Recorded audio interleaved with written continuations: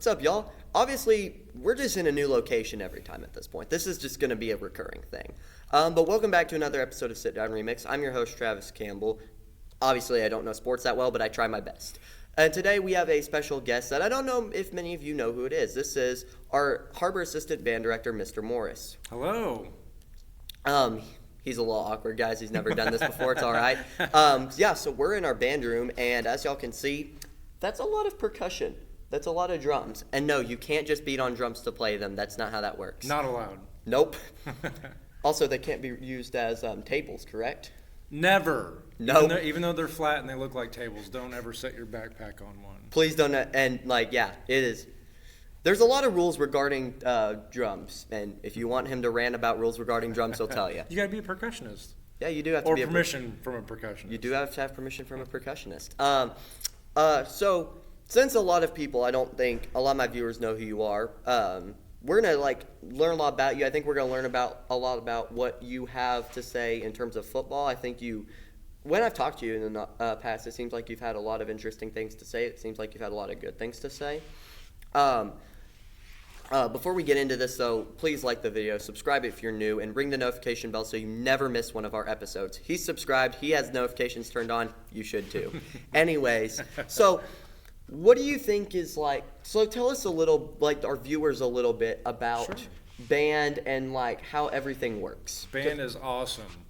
When I was a sophomore in high school, I remember looking around my band room and just going, I enjoyed it so much. I was like, I could continue doing this, I think, forever. So I had a really good, positive high school band experience, competitive marching band. I was good at percussion, and so that, really all those good experiences made me want to continue learning in college. And so even though I grew up in Oklahoma, I crossed the border and went to the U of A for music school, and actually in 2009 had the opportunity to student teach here with Mr. Ford in Har-Ber, and that's when the relationship started. And remember sitting in this band room right here, listening to the beautiful sounds of band and going, man, this is a really good band, and just wild how it worked out. I got to get hired here in the fall of 2012, and I've been here since. So I'm starting year 13 in Springdale, and I still pinch myself every time I walk in that back door because it is a dream job of mine to have. So. And if any of you call him old, I will find you.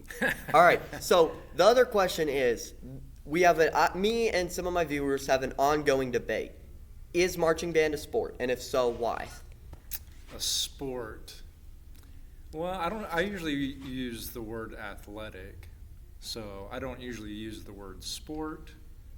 I think of it as, because the way we do it and the way a lot of bands do it that take it very seriously, it becomes a very athletic venture because you have to have a lot of breath control. You have to be able to use your feet and your legs in a lot of different ways, and your hands and eyes, and so it's a lot of coordination. So I do think it's a good athletic outlet for musicians to use their bodies for something challenging in their life. Yeah. I might, for one, consider marching band a sport just because of how many aspects go into it, the things that we do, a lot of times people just see it as, oh, you're walking with instruments, you're walking with, metal things, and that couldn't be further from the truth, in my opinion. There's so many complexities that go into marching band that I think make it a sport or an athletic, as you do classify it. Yeah. So what is the most interesting thing you've seen being a band teacher and seeing how students develop throughout their band experience? Most interesting thing. Well, you might rank on the list actually as an interesting thing. Hey, I'm not mad at that. I'm not mad about that, honestly. I would really like seeing students, watching them fall in love with music. And then also kind of just seeing them their eyes open to something challenging that they never thought that they would be able to do. So the older I get, the more that I love watching those first few years, 7th and 8th and 9th grade, to where some of that early magic happens. Yeah. But at the high school, what is really fun is just the musical depth. Kids are playing things that are so challenging that it's interesting musically to dig into. So there's fun sides of both age ranges. But Yeah. I would say, you've had a transformation of your own, just, being more disciplined, and I like seeing that change in people's life too. Yeah. I think that's a change that when I started doing it, like especially like late last year into this year, right? Anybody can do that. Anybody can like say, "Hey, I'm going to do this. I'm going to do that." It's nothing if you don't actually go do it.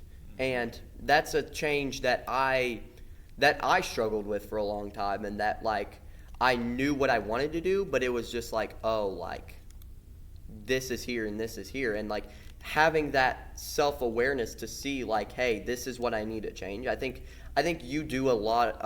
I think you and Mr. Ford do a very good job of that in your directing and in your teaching, and I think that's vital for y'all being awesome band directors. Thank you. Yeah, Appreciate that. of course. We take it very seriously. You do. I've seen it. I've seen it firsthand. Trust me. I know you do. It's great that you guys do take it seriously, because some people do genuinely just need that person, that force telling them you can, and you can, like, I believe in you, right? And that's a lot of that positive reinforcement that you and Mr. Ford do teach, and I really enjoy that, because I know a lot of my teachers and a lot of people in my life are just like super negative all the time, and I'm just like, what are you negative about? Remember, guys, you're 1 in 400 trillion. Treat each day like it is the last day of your life, because it very well could be, and it is. Every day is a blessing. As we say, Psalms 118:24, this is the day the Lord has made. Let us rejoice and be glad in it, because God puts us here every day, so you can't waste it. Sorry to get a little philosophical on y'all, but hey, that's what we do here.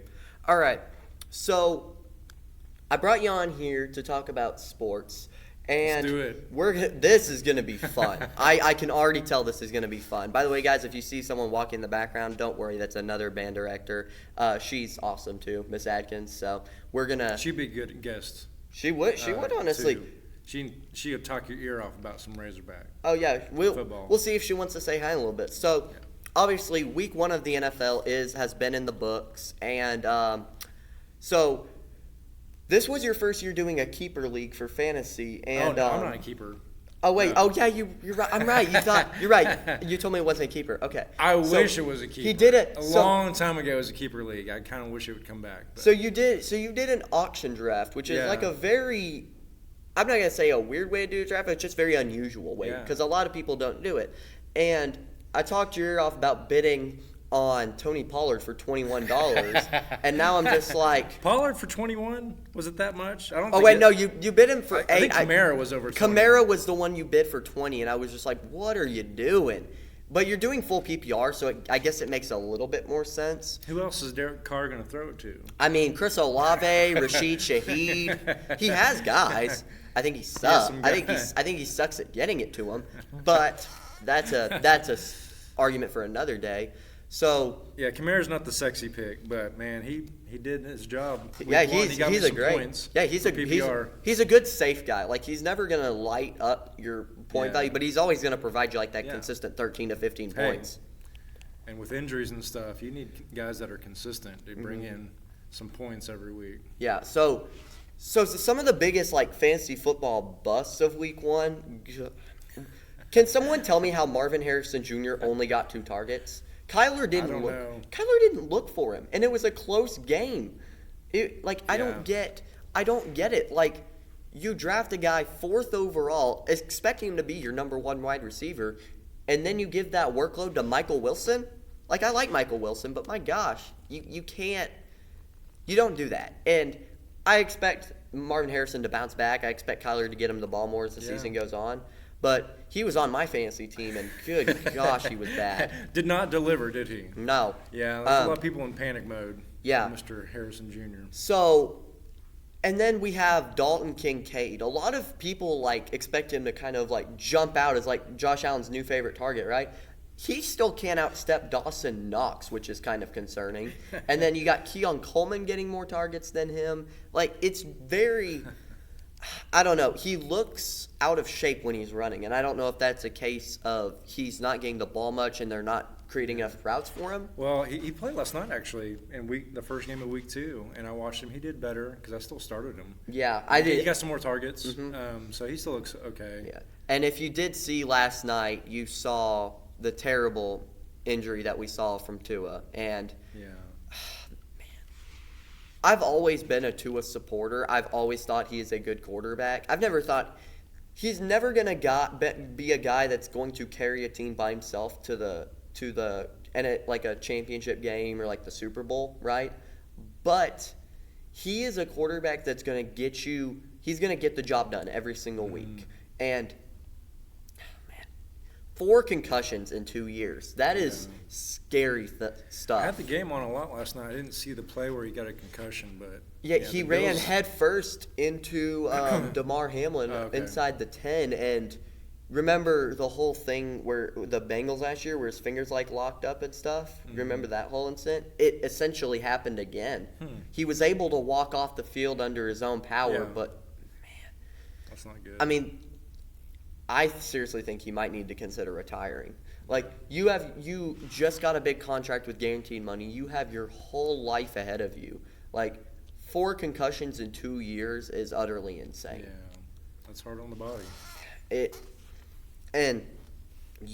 We've seen what that kind of stuff can do to players' brains, you know? Like, CTE is a real problem in modern college and pro football, and I think Tua needs to do anything he can to like keep himself healthy, whether that's him taking a large portion of this season off or whether that's him retiring altogether. And so like what do you think like he should do? Like that's a bit. I don't know. I think he will. I think any adult, serious adult is going to consider their health first, and so I think he'll probably just recover and then just see how he feels moving forward. And I think competitive athletes like Tua will want to be on the field if at all possible. Yeah. But I do think, I think each adult athlete is going to think about their health soberly and take care of their body too. So. Yeah, I think it's up to him. I think the physicians and the doctors will give him advice on that, what he should do moving forward. Yeah, it's very concerning to see it not happen just once, but happen over and over again. Like, I don't know. I get it. Like, he is a competitor too. Has always been a great competitor. I just think like you got to put your health first, however you do that. Yeah. And I don't know what that entails for Tua. I don't know what the future's going to mean for that. But I would be lying if I said I wasn't worried about his long-term health. Yeah. So, but I mean, disregarding Tua from the game last night, I mean, Bills went off. Like, that was a great. They came ready to play for sure. Oh, here she is. Miss Mrs. Atkins. Hey, so if you guys don't know, if you want to sit down for a minute and kind of introduce yourself to who you are. So y'all don't know, we have a bunch of assistant band directors, and this is Miss Atkins. If you wanna come pop in for a minute and say who. So she helps a lot of the woodwinds and a lot of the and is a really good helper with marching in particular. You guys, so if you guys want to know just how tough she is pregnant. She is pregnant, and she was running with one of our saxophones on one of our drill sets, saying, "Go, go, go! Like, get in your spot." It was one of the best things I've seen in a long time. And do you have anything you want to say to my viewers? If it's just a little bit short. Hi, I'm Miss Adkins. I got to go teach a flute lesson. Yeah, she does. But if you want to know more, I'll come back. She does. Maybe we will. Maybe we will. All right. So, the thing is, getting back to the Bills game, right? Like, that was a great showing by Allen. I think he's just showed time and time again that he doesn't really need a whole lot to succeed. One of the best stats I've seen of the week, right, was a stat where Josh Allen in the regular season has never lost his team a game by more than 6 points, which is he's been a starter in the NFL for 6.5 years, and that is a very impressive stat. I just think it's going to be. I mean, it's too early in the season to really say a whole lot about teams, right? Except the Panthers. You guys are terrible. Sorry to any Panthers fans, but y'all are bad. I think we're just going to see more and more as the season goes on. Like, the Bills are legit, Super Bowl contenders still. Yeah, that defense came ready to play last night and stood up. So, they looked, playoff ready. So, as long as they stay healthy, I'm sure they will. Yeah. All right, so obviously, you guys know I do college football picks every single week. You guys know. Let's recap what my stuff was. Someone please don't pull up my record. It's really bad. It's 1-6 if you guys wanted to say it. My season goal of 70% correct predictions is probably not going to happen. I will hope to bounce back this week, though. But before we do that, let's just kind of go over what happened. So first off, obviously, with your shirt you're wearing, we're going to talk about it. What in the world did Arkansas do to give that game away? Oh, well, they gave the ball away. Yeah, I mean, when you give the ball away, it's hard to stay in it. That fourth quarter and second half of the third quarter was painful to watch. Because you could tell, Taylon Green looks good, Jaquindon Jackson looks good, yeah. Your secondary looks good. The issue is, right? You gotta. It's the same issue every year with Pittman, and it is ball security, ball security, ball security. It ruined him last year in several games. It ruined him this time. And I think at this point, Arkansas fans, you got to be asking yourself, right, is Sam Pittman the guy? Is Sam Pittman the coach that's going to get you guys over the top? Because I'd be having serious doubts. So, I don't know what you think about it, right, but my opinion is, right, Petrino has a good offense. Pittman has got to lead this team going into SEC play. And I'm going to be at the game tomorrow watching them play UAB because one of my friends is dragging me there. But we've got a situation where Arkansas has to win 6 to 7 games this year for Pittman to keep his job. And just looking at the team we saw in the second half Saturday, I don't know if that's on the table. I think they could get to 6. Yeah, I mean, because had they not just turned the ball over like that so many times, I do think they would have secured the win. Would have been a big win. So, I mean, the offense is clicking if they can be creative like that. I mean, I can see a path to 6 or 7 wins. But if you get sloppy like that, like they did last Saturday, it's hard to win any game versus any opponent if you give the ball away. So definitely, they got a chance. They got a chance this year. Yeah, I do think they're better than they were last year. I'll say that much. Yeah. I think they're a better coach. Yeah. Now we get to our what in the world happened. Notre Dame, dude. I watched that game and it was legitimately I was shocked by how bad Notre Dame looked. That wasn't just some fluky 2-point win from Northern Illinois. No, they outplayed Notre Dame, which is insane to say. Riley Leonard looked bad. The front seven looked bad. I mean, you can't look at that game as a Notre Dame fan and be happy about anything that happened. And they have an easy schedule, so their chances for the playoffs are nowhere near done. But just watching that team, I just didn't see anything. Yeah, I didn't see anything because I didn't watch it. Yeah, but yeah, you go look. I figured, but if you go look at the stats, right? It's 6.8 yards per carry from Northern Illinois. Riley Leonard throwing for 2 interceptions. The Notre Dame we saw against Texas A&M was not the Notre Dame we saw against Northern Illinois for sure. And I think it's going to be a very long next couple weeks while Notre Dame kind of finds an identity, what does this team want to be? And Ridiculed. Probably. I hope. Notre Dame fans, I'm sorry, you guys are the worst fan base in college football. I can't stand y'all. Yeah, even when Notre Dame was good, I made a point to not watch their games. Oh, yeah, their fans are ridiculous. They think they should be in the playoff every single year, regardless of what their schedule was. They always clamor their schedule, too. Like, oh, since we're not in a conference, we go play the toughest teams from these conferences. No, you don't.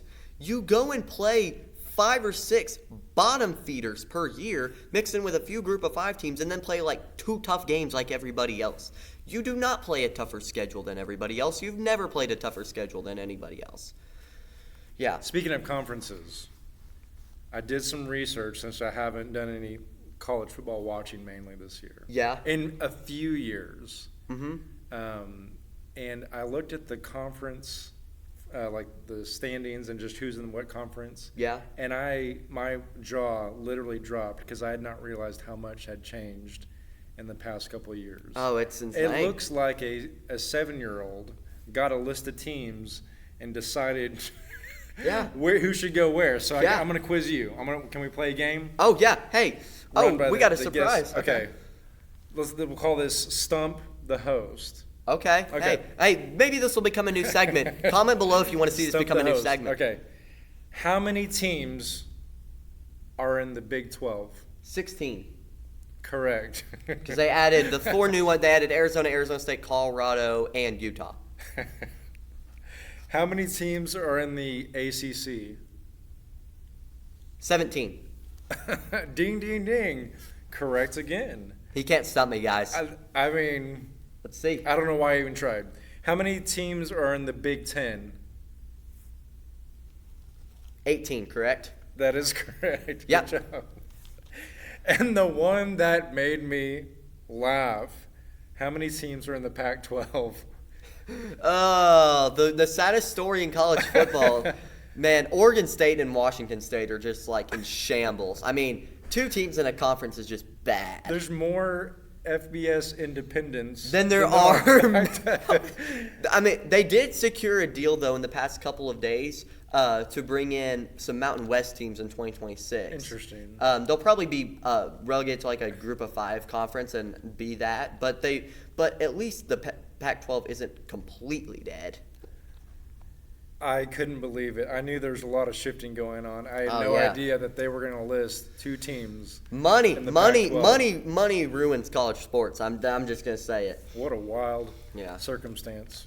All right. So now we're gonna see if I can get better on my predictions and if my guest doesn't do better than me again. Because Greep went 2-1 when I had him on, and I went 0-3. So we're gonna see if we can do better this week. All right. So first game is a Friday night game, so it's gonna be on tonight, and I'm gonna be watching this game intently. UNLV and Kansas. Kansas coming off a bad loss against Illinois. UNLV riding hot with a 2-game win streak. Won over Houston by 20 points. Who you got? All right, what are they ranked? You're gonna have to They're help me both out. unranked right now. Both unranked. UNLV at Kansas. Mm-hmm. I'll say Kansas shows some pride and bounces back tonight at home. The difference maker is going to be, can Jalen Daniels take care of the football? Because he didn't against Illinois, threw 3 interceptions, and that's what cost them that game. Because you can't put the ball in Devin Neal's hands 50 times a game and expect him to carry the offense. Yeah. So I've got Kansas in this game, but I do think it's going to be a close game because I do like UNLV. Former Arkansas defensive coordinator Barry Odom, their head coach. So he's doing a great job there, getting recruiting right, getting the players invested in that program. But I've got Kansas in this game tonight. Go All right. Jayhawks. Yeah. Next one, probably the game of the week, another Friday night game. A top 20 matchup, Arizona and Kansas State in the Big 12. This is going to be a good game. I mean, between 2 young, really elusive quarterbacks in Fafita and Avery Johnson. You got a running back room of Kansas State that's impressed so far. I think Kansas State, a lot of people are writing them off after Tulane last week because they struggled mightily against a run and really just struggled to get Avery Johnson going through the air. This is the consequential, both teams are kind of struggling throughout the first couple weeks of the season. Who's going to show, hey, I'm still here and I'm not going anywhere. Who has Arizona played already? So Arizona has played New Mexico and Northern Arizona. Their defense has not been good, to say the least. Their offense has been good. And Territoria McMillan is maybe the best receiver in college football. But I think if Kansas State can lock down the secondary, then they'll sneak out a win. But I'm going to go with my gut here. I'm going with Arizona to take it on the road. Okay. And so what do you think? What do you got? I was going to pick Arizona too, jokingly to show some Big Ten pride. Hey. Because are they in the Big Ten? 12. Oh, Arizona's in the Big 12. Yeah, this is a Big 12 This is a Big matchup. 12 conference? Yeah. Oh. See, guys, okay. he doesn't know much, so if he beats me on my predictions, I am going to lose my mind. I don't know. Okay, I'll just go different. I'll go Kansas, K-State. All right. Both Kansas. Kansas can rock. He's going to be a Kansas guy. I like it. All right. So now we've got the college game day game of the week. We got LSU and South Carolina. This is the fact that this is game day shows how bad this week is because there is no marquee matchups. Like, there's a couple of ranked matchups, but outside of it's bottom end of the 20s and then top 10 teams. So, I mean, you really got to pick your poison with what you're watching.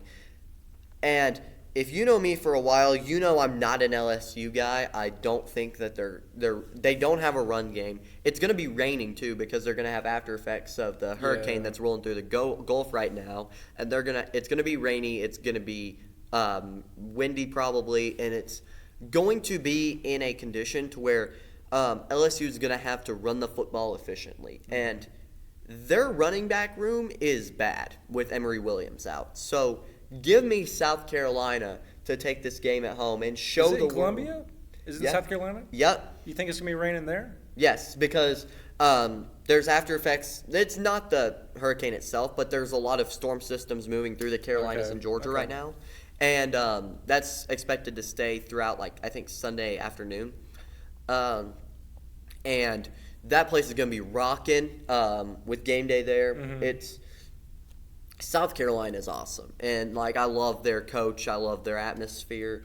I think Lenore Sellers shows that he is the future of that program. And I've got South Carolina dropping LSU to 1-2. Cool. I'll pick LSU in that. All right. So he's going to he's going with all the favorites. All right. All right. Now we got number 24 Boston College and Missouri. This is the perfect. So you might have thought South Carolina LSU was my upset pick of the week. No, that's a 7-point spread and it's in Columbia during game day. That's not really an upset pick. This is my upset pick of the week. I'm going Boston College to upset Missouri. Interesting. Because two reasons. One, Missouri hasn't gotten their passing game going yet. And Boston College, through 2 games, has been one of the most efficient secondaries in the country. And if you can't pass in Eli Drinkwitz's offense, then you're not going to be successful. And Brady Cook has struggled throughout the season so far. And I think that might be a product of a lot of teams are double covering Luther Burden, and then Theo Weiss is not the best route runner, but I think you got to be able to pass the ball if you're Missouri. You got to be able to stop the run, and they haven't yet so far, even though they have played terrible teams. But even against Buffalo, they weren't really great at stopping the run. I think Thomas Castellanos is going to have a big game through the air. And I've got Boston College going in and pulling a shocker for the college football world and showing that they are contenders in the ACC. Cool. I'll go different. I'll say Missouri takes their opponent seriously. All right. Takes care You think they cover the 16-point spread? Oh no. Yeah, okay. No, I wouldn't say that they cover the spread, but I'll pick them to win. I think a 16-point spread in this game is just asinine. How? Missouri hasn't shown anything that would make them a 16-point spread. Also, they shouldn't be ranked number 6. I mean, that's another problem. It's interesting. how is Tennessee behind Missouri when Tennessee's looked infinitely more looked infinitely superior when they played a top 25 team on the road last week? So before we go into our next segment, I actually have some updated college football playoff predictions for you guys because, as you know, my ones that I made before the season started are now horrible. Just so he can hear the funny things I said, I'll read him my playoff predictions that I said before the season. So at number 1, I had Georgia. Really, no arguments. Number 2, I had Oregon. Okay. Still could happen, but they've struggled recently. So keep in mind the top 4 is like the 4 conference champions for the power conferences. Number 3, I had Florida State. If I could put a trumpet sound in here, I would right now. Oh my gosh, that's bad. Like, they look terrible, and I'm not trying to defend them right now. I'm so embarrassed. That's my most embarrassing pick from what has gone on. Number 4, I had Kansas. Okay. And they lost to Illinois last week, if that tells you any. You know who Illinois' coach is right now, right? Former Arkansas legend Brett Bielema. Big B. Yeah. Embarrassing for me, honestly. He does good in the Big Ten, doesn't he? He knows how to coach Big Ten. Yeah, he wasn't built for SEC coaching because he built Arkansas teams on like that ground and pound style, and that just didn't cut it. But yeah, he does know how to coach in the Big Ten. I mean, he quite obviously took Wisconsin to 3 Big Ten championships when he was there. So at number 6, I had number 5, I had Ohio State. Number 6, I had Alabama. Number 7, I had Miami, who looks like they're going to win the ACC with ease this year. They look good so far. They legitimately look really good. Here's my next terrible take. Number 8, I had Michigan. Ugh, man, that offense looks bad, and I don't think they're going to bounce back because their quarterback play is so terrible. Like, Davis Warren is bad, and Alex Orji ain't any better. So I just don't see them bouncing back at all. Number 9, this was more of like a hometown pick for me but they've really looked bad so far. I get we're 2-0, but we've still looked terrible, and that's Oklahoma. I had OU at 9. And to Oklahoma, real quick, heart to heart, get Jackson Arnold out. He is not good. Like, I don't understand. Like, doesn't even have 300 combined passing yards from week 1 and week 2. He has 6 touchdowns, but that's because he threw 4 dump-offs against Temple to get that. Like, I don't understand how. Yeah, if we do not get it together and get it together quick, we are going to get smoked in SEC play this year. It is bad. How did you become an OU fan again? Grew up watching them. From the time I was 3 years old, I went to autograph signings when I was like 4 and 5 years old, and just fell in love with watching them. Did your dad grow up in Oklahoma? No, but he grew up an Oklahoma fan. He didn't grow up in Oklahoma. My dad grew up in a bunch of different places, like Alaska, Texas. So, I mean, interesting. Yeah, it was really just like, I saw OU when I was 3 years old play. I saw the 2011 team with Landry Jones, Ryan Broyles, all those guys. Fell in love with watching them from that young age, and since then just been in love with watching OU. And I don't care if y'all think that's cringe. I really don't. Number 10, I had Penn State. They're not a terrible pick, but certainly they haven't been great. They struggled against Bowling Green last week. James Franklin looks like he doesn't know how to coach again. But yeah. And then 11, I had Ole Miss. Actually, probably a pretty good pick. They've looked really good to start the year. And then number 12 for my group of 5 pick, I had Troy, who is currently 0-2 right now and going in to face Iowa. Yeah, I'll take the L on that one. That's my bad. All right, so now these are my updated playoff predictions. So Here we go. you guys don't laugh at me for a little bit on this because I think I'm actually going somewhere. Number 1, I still have Georgia. No surprises. Number 2, I have Ohio State. Number 3, I have Miami out of the ACC. And number 4, I have Arizona out of the Big 12. Okay.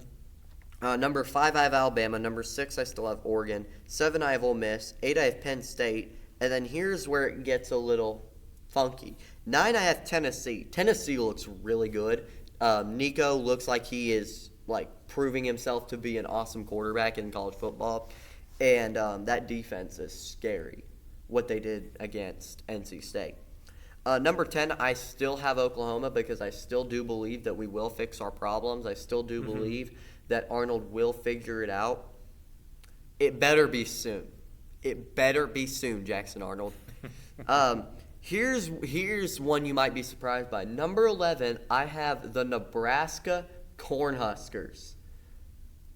And a lot of you are probably looking at me and saying, you are absolutely insane. If you went back and watched my episode a couple of weeks ago, you would know, or actually, no, this was an unreleased episode because I had a bunch of things that I couldn't put on it. But this is in an unreleased segment. I had Nebraska on my outside looking in for the playoff.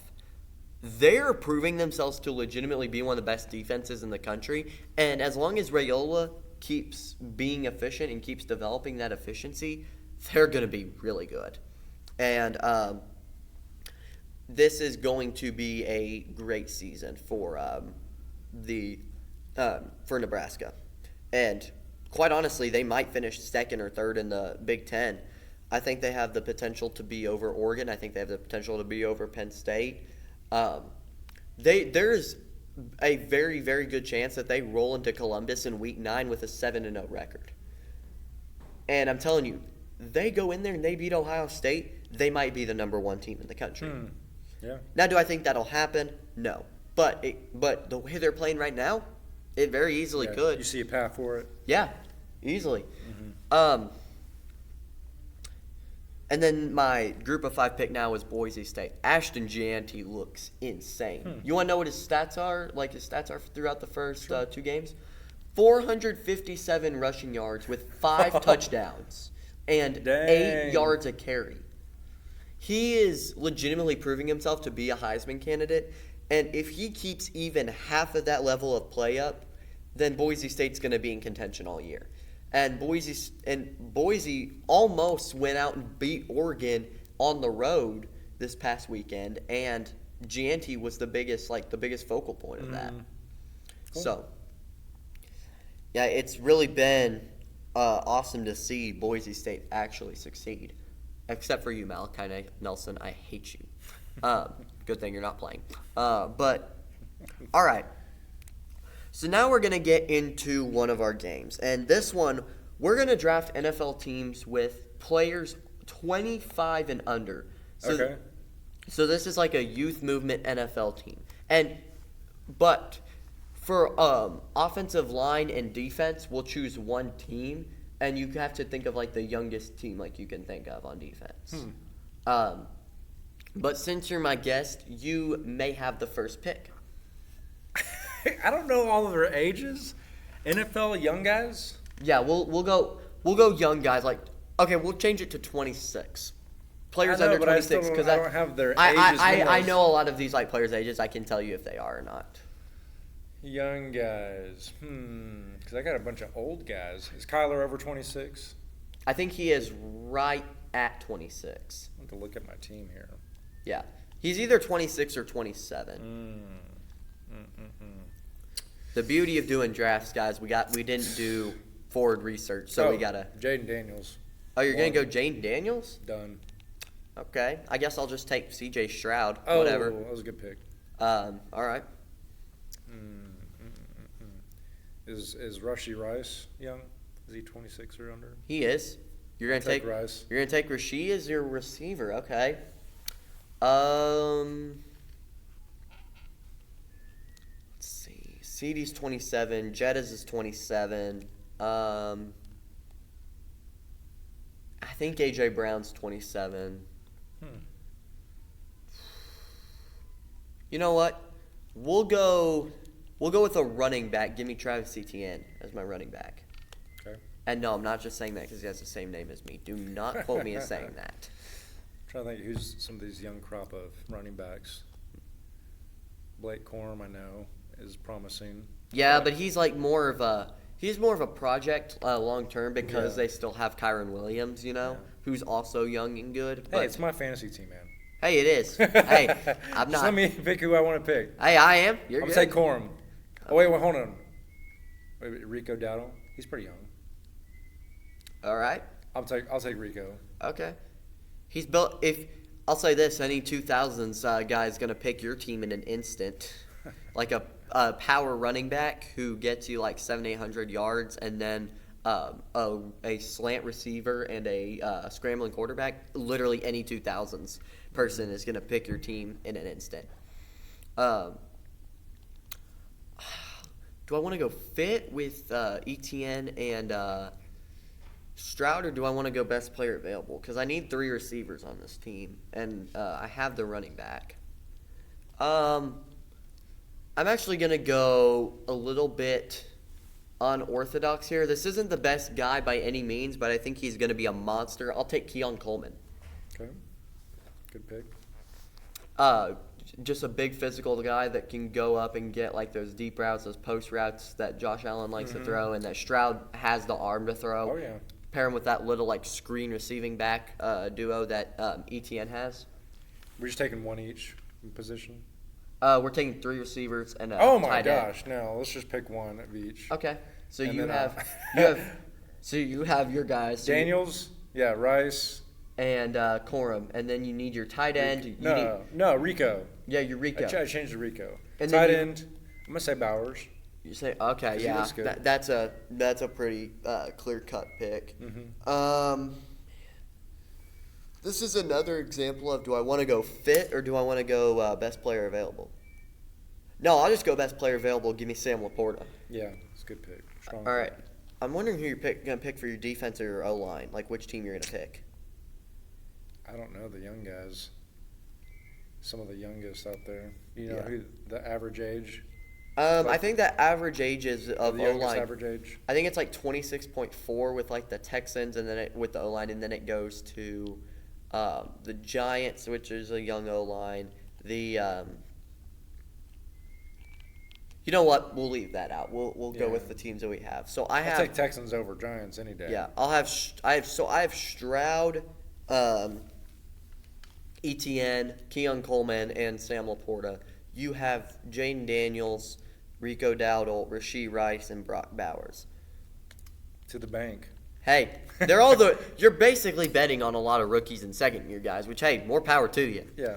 They're the highest upside guys. I just like to go with like the team. I built my team around just like what guys are good right now and what guys are going to continue to be good, Yeah. All right. Hot take. I bet Rico here in a few weeks takes over the majority of snaps. Oh, From Zeke Elliott. 100%. Yeah. Or even Dalvin Cook. Like, he's better than both of them. He should be starting over them right now. What? Yeah. Rico. That's a spicy take. That's Right. extra hot. I mean, Zeke and Dalvin are both terrible. Like, did you see Dalvin Cook last year? Dude played. Oh, I thought you were saying Dalvin over Rico. I was like, No. Okay. No. Okay. Absolutely not. Rico's better than both of those guys Yeah, he's right got a lot now. of juice. He's got some speed. too. Yeah. All right. Now we're going to look at different NBA statues. So these are statues that have been built for like NBA players, whether for one reason or another, whether it's by the team or whether it's by the third party company that went in and did this. But first up, we got Shaquille O'Neal's statue where he's just dunking and like dunking on you. Where is this? I think this is near Staples Center. It's in LA for sure. Okay. It's quite a look at the tush. Yeah, to have your butt up in the air like that for eternity is. It's very definitely unique Yeah, statue. I think in terms of like NBA statues and what you're gonna see here in a few minutes is I think this is good. I think it captures the essence of Shaq perfectly.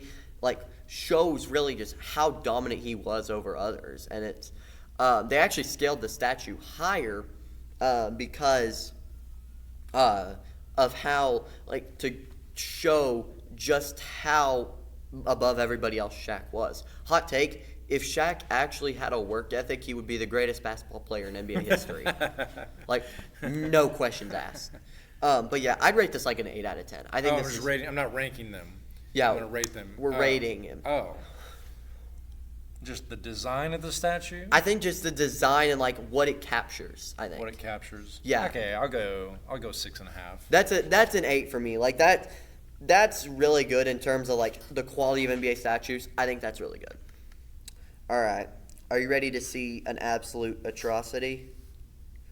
Next up, we have this horrible John Morant statue.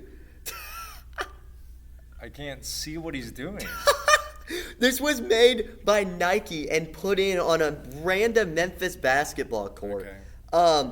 First of all, what happened to his arms? Yeah, it looks like a JCPenney's mannequin that got stolen from the mall and just got put in the court. It looks like this is the lowest effort I've ever seen anybody put into a statue. If you guys want to see it, if y'all can see it, that's what it looks like. And it's like he has LeBron's chest and like Zuri's arms. Like, that is horrid. And the fact that it's that bad just shows how bad statues have gotten in NBA history.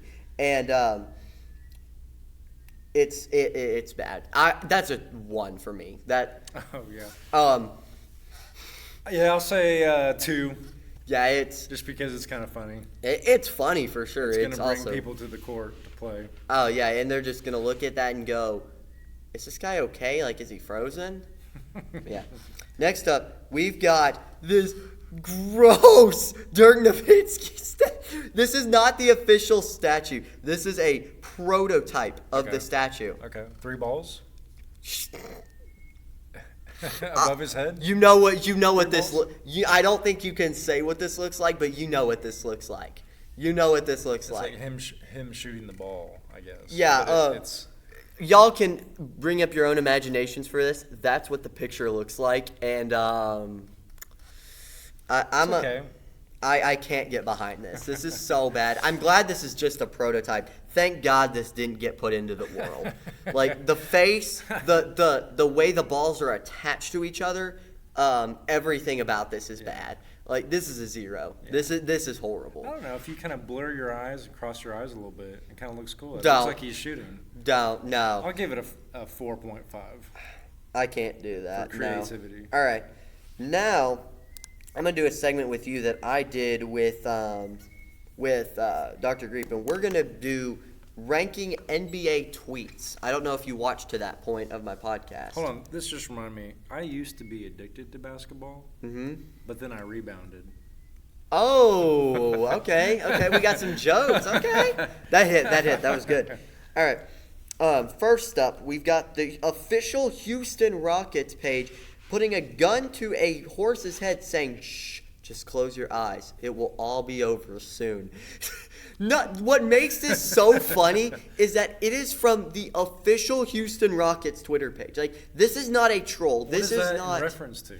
I think they had just played the Mavericks, and okay, were like beat the crap out of them, and then just went like, because the Mavericks have like a horse as one of their mascots. Yeah, their mascot. They don't really have a true mascot, but yes. That's pretty edgy. I think this is like a 7. Like, this is a good tweet, but like there's definitely room to improve. Like, this is more so just like, what is your intern on? Like, what is your intern doing with his life? Yeah. I'll say 6. Yeah. Slightly inappropriate. It is. It's pretty funny though. It's funny. Next one, we've got this guy tweeting at Chandler Parsons, "What do you want for Christmas?" And Chandler Parsons saying, "Healthy knees," after he had torn his Achilles previously 2 weeks ago. Healthy knees. Yeah. This is just a dude being a dude. Like, this is just like, for real, I just want, I just want my knees. Like, I just want to be on the court. Sounds desperate. This is like a 3 out of 10. This isn't great. I think I very overrated it in Group's episode. Like, this is just kind of okay. It's definitely him just being real. Yeah, this is cry for help. Please. Oh, yeah. Yeah. Please, Santa. Help It's my like knees. it's like if you're out there, please. And Santa is real. For any kids that are watching, keep thinking Santa is real because he is. Don't try to catch him on Christmas though, or else he won't bring you presents. Next up, we've got this guy saying, "Have you ever been downloading something and halfway through it just froze and couldn't go anywhere? Think Steph Curry's puberty." That's kind of mean. Who is that? This is just a random guy named Brandon Thigpen. This was so good that they put it on Jimmy Kimmel on the NBA Mean Tweets segment. This is just. And this was in 2016, where Steph Curry was at his peak of powers, winning NBA MVPs and winning 73 games. And this guy's just like, this kid looks like he's 14 years old. Like, how is he an NBA superstar? Like, this is a 10 for me. Just context and how insanely funny it is. Like, that this is your first thought when you look at Steph Curry. It is. Yeah, I'll say 7. But it's one of those where it's like the person that they said it about, it's like, what? I can't hear you, because all this money's in the way. Yeah, it's yeah. like Steph's not going to be bothered by that. No. It's like, whatever, man. Oh, yeah, no, One it's of the not. greatest NBA players right now. It's all right. This next up is Paul Reed. He tweeted this in 2012 when he was in high school, and he said, "911, I need your help. What's the problem? 2 girls are fighting over me. The problem is the ugly one's winning." This is just, again, this is a dude being a dude. This is just like him saying, I want to know what got him to tweet this, though, because he tweeted this at 5:22 a.m. Bro, what are you doing? You are on summer break and up all night, and you're just like. Well, I wonder if those young ladies are following him on, was it Twitter? Yeah, I don't know. That's They just might like. have been pretty turned off by that. This is definitely just some dumb crap you tweet in high school. Like, this is definitely just like I'm bored and this is what I'm gonna go do. I wouldn't tweet anything. Oh no. Like 11 p.m. or later. No, that's when you start getting Definitely into crap after tweets. 5 a.m. if you've been up all night. Yeah, that's no. This is like a 9. It can't be a 10 because the context of it's kind of weird, but it's hilarious, and it's just a guy being a guy. And quite honestly, like, I don't know a lot that would top it in terms of like tweets. Next up, we've got Vernon Maxwell, the retired Vernon Maxwell. You remember him from those old 90s Rockets teams? No. Well, he won 2 NBA Finals with Elijah Wan and Kenny the Jet Smith. He said, this is him tweeting to Utah Jazz fans. He said, "I'd like to apologize to Jazz fans that were offended by my tweets. If I knew you guys had internet in Utah, I would have never made those tweets." Oh, this is definitely him just saying, like, I don't care. Like, I'm standing on what I said. And this is the funniest way to do it, too. It's just, it's definitely this is, I don't know. This sounds like old guy, like, kind of saying, like, your generation is soft. But it's also just, like, I don't care. Like, you guys are very, Yeah, he doubled down on the trash talk. Yeah, it was pretty, This is actually really good. I like this. I'm gonna rate this an 8. Like, this is a good response to something, and I think it easily does win. Next up, we've got Terry Rozier saying Osama should have hooped instead of trying to kill people because he was tall as crap. Oh, yeah. How tall was he? He was like 6'8", 6'9". No It was pretty way. funny. Yeah, it's actually crazy how tall he was. I didn't know that. But what makes this funny, this was the night Osama bin Laden was killed. And you're thinking, this is his first thought? Like, dang, he could hoop with me. No. Oh, that's one of the funniest things I've seen an NBA player tweet, because it's just like, Who was it? it was Terry Rozier. Huh. This was like his rookie season, I'm pretty sure, in Charlotte too. It's just like, it's hilarious. Like, for me, this has got to be a 10. Like, the context of it, the how funny it was at the time, the fact that it just like sounds so casual too. I wonder if there was a report at that time, like how tall he was, or on the news. I think he probably looked it up, and because if you look it up, like he also, like a fun fact, Osama was a huge gamer and like was really into like Steam shooting games too. So a lot of people back in like the 2000s when they were just getting into Steam probably got in a lobby with Osama bin Laden at some point and didn't know it. What is Steam? It's essentially just a collection of like a bunch of online games that you can go and play, and it's just like download them for a certain price. It's like cloud gaming a lot of times. It's like you're playing off of internet and you're like downloading off of internet, but you don't have to like store anything. It's mainly for PC gaming. Last one, and this is a little bit PG-13, not cussing or anything, y'all, but if y'all have little kids watching, maybe plug their ears for a few seconds. This is Kevin Durant in 2011 tweeting, "Scarlett Johansson, I will drink your bathwater." Your face said it all. Your face said it all. Kevin. Oh my gosh, Kevin. More than mildly inappropriate. Yeah, that's I wonder what movie had just come out with her in it. Dude, Kevin Iron Man 2. Oh yeah, this is. I think that's probably almost like Kevin. You are in the NBA making millions at 2011, almost peak of powers too, and you're shooting your shot like this. Dude, you could go get any celebrity in the world by just saying a few words, and you decide to say the weirdest thing possible. This is like a -10 because this doesn't make any sense. It's really stupid, and it's also just like, what are you doing when you're tweeting this? Like, there's no way you have the consciousness in your brain thinking, yeah, this is something good to say. Yeah. And that's pretty puzzling. He definitely tweeted them out with those fake glasses that he used to wear, like #random. Like, this is gonna hit. No. And well, that must have been his favorite part of Iron Man 2, because it wasn't the rest. Yeah, of the no. Hey, all right. Last one up. This is Eric Bledsoe tweeting out, "I don't want to be here." The funniest way to request a trade I've ever seen. Yeah. Just like, this is absolutely just hilarious.